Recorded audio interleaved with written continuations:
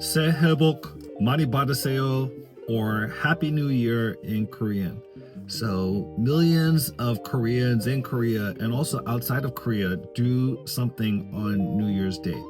In addition to having tteokguk, kind of a starchy soup which celebrates the new year, kind of a cleaning of the slate for the new year, there's a bowing called Sebae.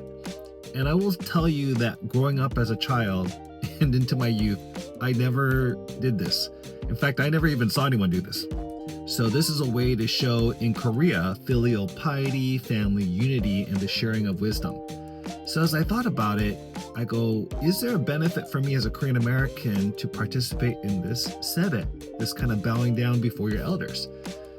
So as I thought about it more, I thought, you know what, there's something to honoring your parents and there's something to asking for wisdom. So I do see that of benefit, this asking for wisdom. And then secondly, I thought of a connection to the United States of America, our Declaration of Independence, that says how we are endowed by their Creator with certain inalienable rights of life, liberty, and the pursuit of happiness. And so when you're wishing that prosperity, that blessing upon others, it reminds me of that.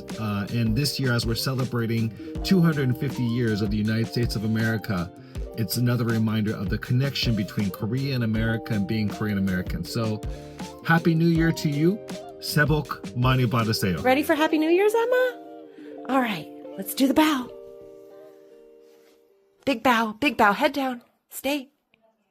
All right, up and sit. Time to receive advice. Ready? Emma, you did a good job this year being cute and snuggly. My advice for you is let Appa sleep longer, okay? All right, good girl. Happy New Year. Happy New Year.